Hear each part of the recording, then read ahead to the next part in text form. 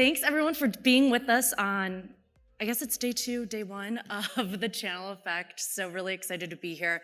We have a fabulous panel with us. So taking it from loyalty and kind of doubling down on the partner dealer ecosystem space. So obviously being a room full of vendors, we all know it's a little challenging to do work with you, especially when you look at it from a dealer or partner perspective. So we're going to be talking about how do you make it easier to work with you from a partner and dealer standpoint. So getting us started, do some introductions. I'm Laura Cooling. I'm a senior director on our client partnership team here at Ansira. I've been with the company just shy of 12 years, which is absolutely crazy. But I work across many of our amazing technology brands at Ansira, helping to partner with them to bring their partner programs to life across incentives, channel engagement, experiential, all of those amazing things. So we're going to start with Yvonne to my left. So Yvonne is regional marketing at American Honda Motor Company. He's been with Honda since 2021 and is a marketing executive specializing in the development of omni-channel communication strategies to create quantifiable results. He has a proven ability to drive business outcomes, lead to the development of comprehensive strategic initiatives, resolve complex issues, and multidisciplinary teams. So Yvonne and the Honda Acura team work with Ansira in multiple capacities across compliance, co-op, as well as their ad builder sites. So those co-op and ad builder are on our channel funds management and channel engagement module technologies here at Ansira. So Yvonne, thank you so much for being with us. Thank you, Laura. Next up in the middle, we have Jamie Becker. She is Senior Director Partner Experience at Alludo. Jamie's been with Alludo since 2021 as well, and is an accomplished manager, recognized for leading marketing and operations teams thriving in fast-paced cultures that require agility and collaboration to drive results. I think lots of people here can agree working in fast-paced cultures. She has an extensive experience working in the channel and has been recognized by CRN as a channel chief multiple times, including accolades as CRN's Women of the Channel. Jamie looks to constantly optimize programs to benefit both internal and external partners to accelerate revenue and growth. So I can speak to what we do for Alludo today. Jamie's one of my clients, so we manage their global MDF program on our channel funds management module, inclusive of our support as well as global payments. So Jamie, thank you very much for being here as well. And then rounding out this fabulous panel is John Budd on the end. He is Senior Group Manager Regional Marketing at Hyundai. He has a 30-year veteran of the automotive industry and joined Hyundai Motor America in 2007. In his current role, John's responsible for ad association partnerships in over 60 markets, so very busy there. His marketing at HMA also includes social branded content, digital, and Hyundai.com. John's career in auto began when you could find a single DEC Rainbow computer in a dealership, and that would be 1987. I had to Google that last night, John, because I was like, I don't know what a DEC Rainbow computer is. But you can buy one on eBay for just under $2,000 if you're really interested in it. What's old is new. Exactly. It's vintage. It's coming back. Yeah. He began calling on dealerships as a Ford zone manager and spent 19 years in various sales and marketing positions. He's an active member in the marketing industry and on stage at Adweek, South by Southwest, JG Power, and Brand Innovators. So what we do with John and the Hyundai team here at Ansira, very similar to Honda and Acura. So we support their co-op program on that channel funds management module, their compliance, as well as your ad builder as well. So really a wide gamut of how we support these amazing brands up here on stage with me today. So we're gonna get into things. And my first question, I wanted to understand from you all your thoughts on quantum physics and its role in the geopolitical. Okay, that was our joke yesterday. I said I wouldn't throw out a curveball with them. And so now that you really paying attention and that I'm actually going on script, you're like, I did watch Oppenheimer this weekend, and that's another thing I had to Google because that did not get covered in my my astrology class in college. So getting back to the partners, and I'm going to run down the line on this guy. So you all have extensive careers, but we're going to keep it in the now. In the last 12 months, what's one thing your organization has done to make it easier for your partners and dealers to do business with you, and how did you do that? So Yvonne, I'm going to start with you. Thank you, Laura. In the last 12 months, a big thing within the Acura world specifically has been the launch of a new co-op program. This co-op program was the result of part brand alignment. We're trying to extend the presence of the brand through the dealerships, as well as look at ways to basically reinvest any kind of resources that are available to that objective. And next to that also, taking the dealers in this digital journey. We know that's the way of the future. Might not be here now. In some cases, for some automakers, it is. So we saw that opportunity. So we launched a program after consulting with an advisory board of dealerships, looking at resources internally, working with partners like Ansira as to how would be the best way to structure this kind of co-op, in which, number one, we'll be able to measure the KPIs, measure the goals we're trying to achieve, and then at the same time, provide the dealerships with flexibility. One of the big things is change management. And dealers probably, or any kind of partner, they like to continue to do things the way they've done it forever. And they do tend to oppose change, so you have to account with that. So that was a big thing for us within the last 12 months. And happy to say that after only 9 months, we achieved 100% enrollments, and we are really scoring pretty high with the KPIs, which set up as benchmarks for us to measure success of the program. So within 1 year now, we're looking at the next phase, which would be how do we optimize, how do we make it better? Still dealing with some change management issues. That probably was the biggest. Asking a question on the change management, because I think we could all relate, partners and dealers, that makes them nervous, change. They like doing their status quo. Where did you guys find success with your change management and maybe there's some failures or lessons learned? Absolutely. I think as is being noted in a few conversations here today, you're going to have maybe 2 or 3 groups. The ones that want to change, and they're the innovators, the ones in the advisory committees. Then you have the ones that do not want to change. They want to just keep things as they are. And then this might be a smaller group that they want to do something different. It's not the change you want, it's not to keep it the way you are, but they just want to do their own thing. So part of that is how do you deal with that? Bringing education, explaining what will be the benefits. And at the end of the day, I think we're all humans, and the dealers or partners are going to ask that question, what's in for me? So if you show them the light at the end of the tunnel, a better way to do business, more efficient, more effective, and that translates into profits, that is something that will help you with change. So, yes. Yeah, no, I hear you on that, and I think that's a common thread probably across here and everyone in the audience. So, Jamie, throwing it to you, last 12 months, I know Ludo's been kind of seeing lots of change. Yep. What have you guys done that you've really seen to drive a difference in making it easier? And I know it's an understatement, but change is our constant. Especially in the technology space, change is your constant. Exactly. At Ludo, we're a multi-brand company, and we've grown both organically and through acquisition, so it's just ever-changing. And with those acquisitions of brands like Parallels, Corel, Mind Manager, WinZip, they're technology applications. As we've acquired a lot of those companies, they all had their own partner programs. So we had disparate partner programs across the board. And fast forward to the here and now, 12 months, what we did was we combined all of those into one program. We thought that was going to solve the world's problems.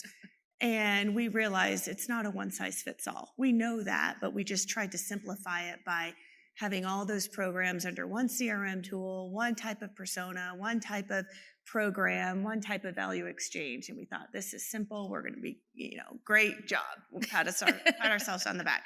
Well, we realized that's not the optimized way to go. So within the past 12 months, we've broken off the different types of partner personas and the route to market and really optimized that experience for partners. So certain partners in the virtualization space need more training, technical training, sales trainings than some of our partners in the creative space with Corel products, such as the creative tools that they're using to do graphic design. Those knowledge workers learn by going and doing it and using the tools. They don't really need trainings and certifications. So having different value exchanges for still one program, but recognizing and honoring the differences within those partners has been a big learning opportunity for us that we've implemented with our systems and tools. So really have seen through the KPIs now, just those have grown, and we measure those partners different because those outcomes for different partners based on different brands that they sell are different. So we're not trying to approach it with a kind of a one-size-fits-all mentality anymore. Yeah, I think that's kind of a common thread with what Yvonne said, having that flexibility there in your program for your different partners or dealers is super important. So John, throwing over to you from Hyundai, what have you done in the last year-ish, we'll go. Year-ish is a good thing. There's no I'll give you 14 months. There's no better definition of a channel partner. We have a partnership with our dealership because we have a franchise agreement. But then we also have market partnerships with the ad associations. So I mentioned that we have 62 of those across the country, and working with them, where you take our investment and their investment in the market, and you buy marketing in that, you really have to bring them along into the process. And we wanted to have more consistency across those markets. So we took on more and more of the strategy, communication, planning, and stuff like that. And we realized that the dealers were kind of feeling left out of that process. So we put together a group of, I call it a retail council, and we meet with them 5 to 7 times a year. So we show them the creative concepts. They get to choose the work that we do. Now, it's only work that we want to have running in the marketplace, but they get to choose the work that we do. The other thing that they really like is they like to be behind the curtain a little bit as it's being developed. So as we're shooting a spot or a commercial, something like that, we send them images so that they can see that they're part of it. The other thing that they like to do is when we get all done, we always like to use information from the past to look forward. And so we measure all of the effectiveness of our advertising, and then we share that with them. And I was really surprised at how invested they were with the metrics, the KPIs of those commercials and how they resonated in the marketplace. So that was one thing that we had at the back of the deck that we bring up to the front of the deck every time. And they really are proud of the fact that what work they choose is resonating with the customer. Yeah, I think that's really interesting and important to kind of double click on and get your guys' opinions too, is hearing that feedback from the dealer, giving them a voice. And I think it was Diane who mentioned this on the last panel of, soliciting that. And I hear metrics, and we always talk about metrics. What are we looking at to really show that value add to the dealer? So John, what were things that you showcased to your dealers coming out of this when you bring it up to the forefront of the deck of like, hey, Mr. Dealer, here's how it worked. Here's how amazing it was. What are you showcasing to them? What are you tracking? And how are you tracking it? Because if your data's not good and if you don't have a great way of tracking it, it's kind of useless. Because the dealers, one thing that we found is that they like to focus on what the commercial looks like, the creative part. Okay, they like the sexy part of it. So what we did is we brought in much more of the digital analytics and showing them, because we do a broadcast buy and we do a digital buy as well. So we're able to bring them in the digital analytics of that broadcast buy. Okay. Yeah.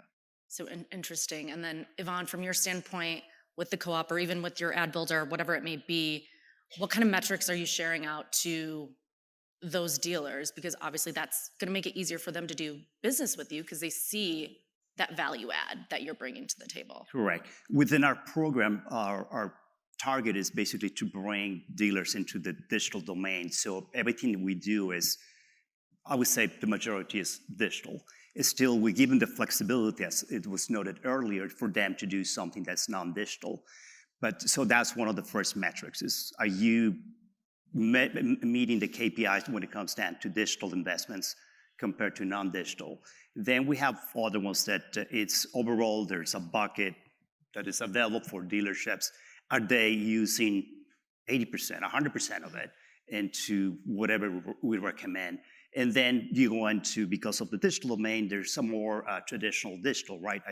Is you cost per acquisition, is you cost per click, improve leads, conversions, traffic to the websites. We aggregate those, and also we're looking, as I said earlier, looking at, well, let's optimize. We know we're getting some specific metrics, so let's use that as benchmarks. And now let's see, where can we improve? Where can we make it better? And so that's the next stage as we face next year.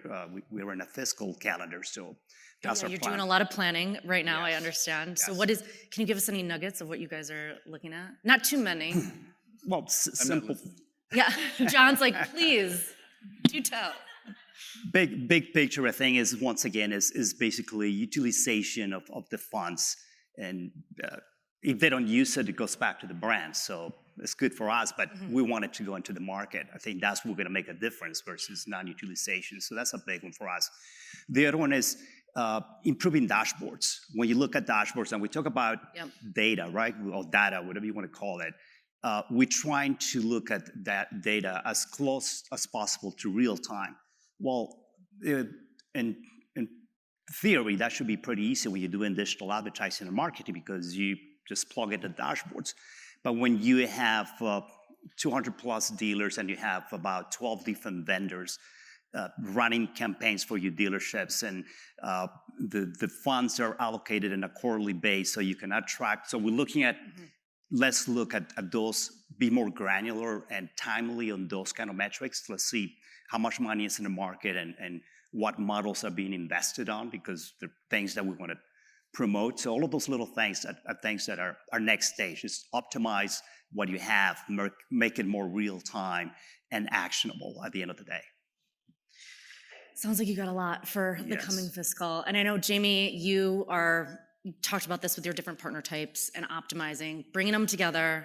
And then we hear, oh, you're all special snowflakes and butterflies, and you need this, you need that. And I want to double click on the partner space, especially in technology, of the different partner types you had, and you kind of were touching on those and the different needs, and you have your MSPs, your ISVs, and all of that. And how are you now seeing where you need to take into consideration all of those different needs with your partner experience, your partner tools, keeping that consistent, but then making sure it's flexible enough for them? And that's probably a constant challenge that everyone has. Yep, it is a challenge. And the different route to markets, they're motivated by different things. So distributor, as we know, is motivated differently. They want to go acquire resellers so they can scale and grow, and those resellers can, they have the customer acquisition reach. And so the way that we talk to distributors is very different from the way we talk to resellers, which of course is very different from how we talk to our MSPs, who are service providers that are using our solution. They don't care that it's parallels. They don't care what name it is. They incorporate it into their overall service and offering. So, the marketing materials, the go-to-market campaigns, the ways we incentivize them all have to be different. Even our MDF funds, just throwing numbers out there, $2,000 could change the world for a small MSP, and it would be insulting for a distributor and it's like, why waste your time kind of thing. So just understanding the way that they go to market and partnering with them. At the end of the day, our company, we pride ourselves on the tools and applications that make it easier for you to do business with your customers. We should be using those tools, but we use that same mantra to engage with our partners.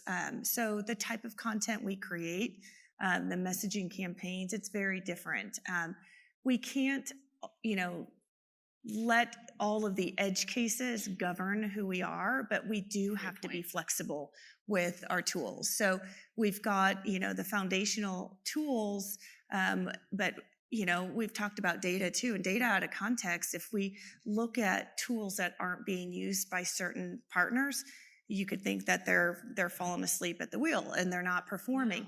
Well, they don't use those tools in their business, and here's why. So understanding the full story and not just individual data points. So the dashboards do help, but kind of telling also the story beyond just looking at a singular point of data is real impactful, because we know usage is very different from adoption. We don't care that a partner just logs into our partner portal. Yep. We don't care. I mean, we do. It's a leading indicator, but it's not the end all be all. How many people logged into your tool? You know, we want to know how they're engaged, how they've used it, how it's driven pipeline. We want to see the full picture. So, like I said, you know, some people who don't use MDF or deal registration, we have lots of modules in our partner portal. That doesn't mean that they're not optimizing, then they're not performing. But we have to understand what makes them tick, because they're all very different. Yeah, and you have that competition. I mean, mostly, obviously, my bread and butter is in the technology space. Like, you're vying for that mind share for your partners. You have them working with other vendors. So how do you make it easy for them to work with your various tools and seamless, and that it is one tool, I'll call it, because not one tool does everything. You have to have multiple ones and those connectors to make it look amazing and get that adoption. Because I think you made a great point, Jamie, of, yeah, they're logging in, that's cute, that's great, like, but are they using what we're putting out there in the ecosystem and really putting that to place? And what's that experience like? And I wake up every morning thinking, how can I make it easier for our partners to do business with us? I know it sounds cliche, but that's my job. That's what I mean, you are Senior Director of Partner Experience. Yeah, that's what I do. And that's, so I want them to engage with us in a, you know, but so by collecting more data and mandating them to do certain things that aren't important to them, we have to be focused on what outcomes are we trying to achieve versus just are all of our tools effective kind of thing. Yeah, and I think I'm going over you, John. I know it sounds like you got great adoption with your dealers and the different marketing plays that you're putting out there. So how are you getting that? How are you getting them excited about what you're doing so that the amazing creative work that you're putting out is getting out there, and us as the consumer, we're seeing it on TV or wherever that may be? I think an interesting thing. Last night they talked about the Blockbuster and how if they asked there's a great documentary on Blockbuster. They asked the cashiers what the customer wanted, they would have survived. And one thing that we get into, and it happens in our industry, is we listen to the dealer principal. And many times the dealer principal is really far removed from what's happening on the floor. So I think a really good opportunity to listen to them and get their feedback, their specific feedback is to go more to the end user. And you know, you talked about people logging into Ansira, and people that log into our dashboards are dealer personnel, as well as their tier 3 agencies that they use. So you don't really get a good picture of who's using it. So one thing that I'd like to do is find those influencers, those key users out there that really need to use your tools, and then listen to them on what's important. Yeah, not I'll call them the suits at the top. I thought that was really good that Crystal had mentioned that, and you're like, oh, that is interesting. And really go into the actual users. I mean, Yvonne, going on to that, soliciting the feedback from the dealer, kind of what are you guys doing to listen and hear and really make things easier? Yes, I think we have a number of tools that include advisory boards that are at the level of what John just mentioned, the owners, and they have feedback that is more big picture. Then absolutely the soldiers, the people on the dealerships, at the dealerships, the ones that are doing the everyday work and engage with tools like Ansira, as well as the things we create. They give you, we have like a voice of the dealers, and they'll bring you feedback either from a GM or a manager of sales that will tell you, well, this is what we're feeling, and there's feedback that comes in from a number of sources. So you get a feel for what's going on, and what you understand is there's diversity. I mean, the East Coast is different than the West, Mountain is different, and there are models that work better in one part of the country, and well, you have to somehow adjust and do what you can do internally, but those are among other tools that we use. And I think it is listen listen to the users, listen to the people that are actually engaging with the customer to understand what is going on from a customer journey as well as tool utilization and applications at the dealership level. So we're listening to the boots on the ground, the soldiers. Are we really listening? How are we impacting that? How are we applying that to our strategy for our fiscal year planning to make it easier to do business with us? Because I know we do a lot of surveys, do those advisories, which are amazing. So I'll throw this one out. When you hear that feedback, what are you guys doing with that? How do you apply it? And is there any recommendations of things that you've done that worked great with applying your feedback? There's a lot of noise in the information that we get back, and they will tell you when you're doing something wrong. We've never been able to give them enough co-op support, right? Okay. So that's a lot of the noise that we get is the amount of support that we give them, not necessarily the tools that we give them. So support, what do you mean? Like dollars? Yes, financial support. So we have to sift through that to really see what they need and identify what they need, because we'll never give them enough. And you have to sift through that noise to find out what they really need to do their business. Okay. Jamie, what about you? You're from a technology. For us, I've heard a lot of commonalities here about listening and whether, listening tools, partner advisory boards, and surveys, and we do all of that too. But I think a real key metric is, how do you prove that you truly are listening? And that's holding yourself accountable, and that's hitting different milestones and showing partners, the things that you are implementing, and then how they're really adopting it. If that adoption rate goes up, you're hitting the nail on its head. So and that shows that you're authentic and that you do want to, change and drive the program. So you've heard, whether it's personal life or professional life, it's kind of show me, don't tell me. So, partners, you can tell them all day long what you're going to do and you can make it all look great. But if you don't show them the impact and show them the value of that, they don't care. They're not going to give you that feedback anymore if you don't prove to them.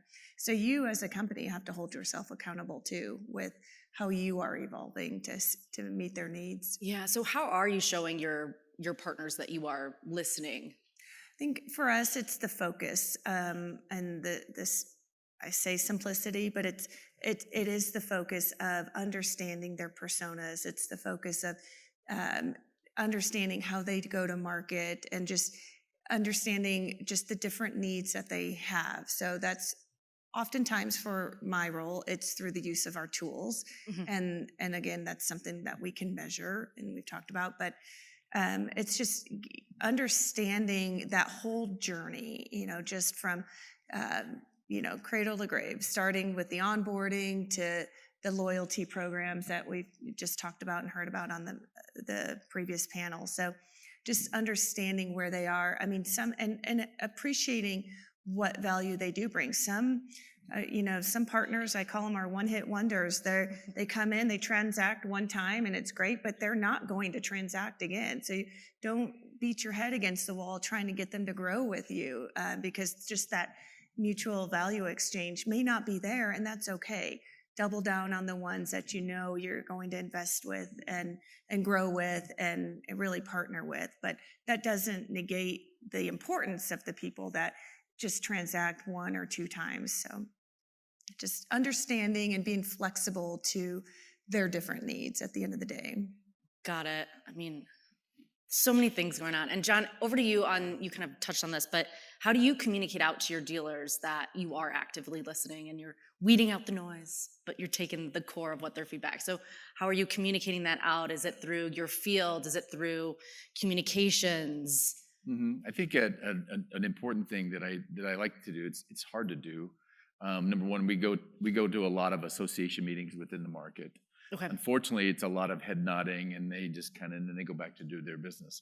But I think what I've found value in is going to the store with the dealer. And so recently, last fall, I went to a dealer in Pensacola, Florida, and we went in there and we talked to his people and really understood how they use our information, our tools, what they need for their business and stuff like that. And so when you go to them and just focus on what they need and how they do it, it's much different than hearing the aggregate because a lot of times a dealer doesn't want to talk about how they're doing it because they might not want to give away that secret This to the little other secret dealers, sauce there. or they're not close enough to it, so they're embarrassed that they really don't know what's going on in the store. So going out to the in the store and working with them. And I made a point to, I mentioned the dealer council group that we have around the country, is to go out and meet with them individually before they have the council meetings, because that's where you really get to understand their business. Oh, interesting. So you're, prior to the council meeting on December 15th or whenever you guys do it, you're going out and meeting your members in person, really to have that one-on-one. Yeah. That's interesting. I mean, I think we can all agree, like, partnerships with your partners and dealers, it's all about relationships. We're all people, we're all there, and if they feel that connection, they're gonna probably work with you more than maybe the other guy, and having that there. So I think that's a really interesting Well, thing. and we've learned too, and it's just kind of human nature. We'll do the survey, and yeah, maybe a $25 gift card might entice them to take the survey, but they're not following up with you in 6 months to tell you that coffee was so good that you bought them to take the survey. They're following up with you to say, where is what you promised that you were going to implement? So they want to be heard, and if you don't show them the result, they're not going to take the next survey if you buy them 2 coffees. They don't care. They want to see the actual results being implemented. I have a story about that, and talk about listening to the dealers. That was part of the goal, to create this more unified brand image for the dealerships and the brand in general. But once we created this kind of branded look and feel, didn't go well with the tier 3 level, the dealerships. Mm-hmm. They wanted to have their own branding. So one of the steps we did is we started to create, and Todd is here, who has helped us with some of that creative, is do kind of modular creations that is very flexible, and we use the Ansira platform to basically provide the dealer with a number of options. So there's still a portion that is the brand look and feel, but then the dealerships will customize that with their own logos, the vehicles they want to feature, their own offers. So that became very flexible, and that's something that they were asking us. Is we want to have our own look and feel. We want to create and develop assets that are spots or anything that's social media ads that are more relevant to our specific dealership. And that worked well. I mean, it was a big win for us, just listening through those conversations and taking an action, really developing creative at the brand level that will fulfill the needs of the dealerships. And are you finding great adoption with those assets that you put out there? There's a level of adoption, and we actually use your dashboard to determine what assets have been used, downloaded, and then there's some flexibility as always, and we know they're using what we create and they're developing their own creative. So it's good for us. Well, that's awesome. I'm glad to hear that. Obviously, listening, putting it into action, and saying, "Hey, Mr. Dealer, we heard you. You didn't like this, and now we're optimizing and moving things." So, on that note, I want to talk through, to close us out, what's one thing that you think that your organization has gotten right about your partner or dealer program, whichever aspect of it, and what's one thing that you continue to struggle with? Because I think a lot of good learnings come from, hey, we failed at this, or this is something that we're struggling with, and people can come talk to you at happy hour today about the commonalities of the struggles, because I know, Jamie, you and I were talking about, from a technology space, you all have similar challenges, but then also cross the auto and technology, I hear so many common threads. So I'm gonna go down the line again, Yvonne.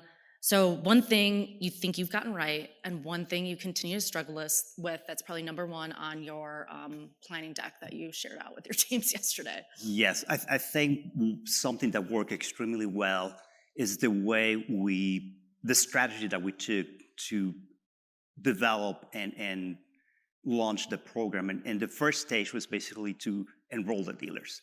So that was our first stage. We said, let's get everybody enrolled, let's get them trained, and then we take the next stage. So that was literally within probably 7-8 months of launching the program, we achieved 100% enrollment.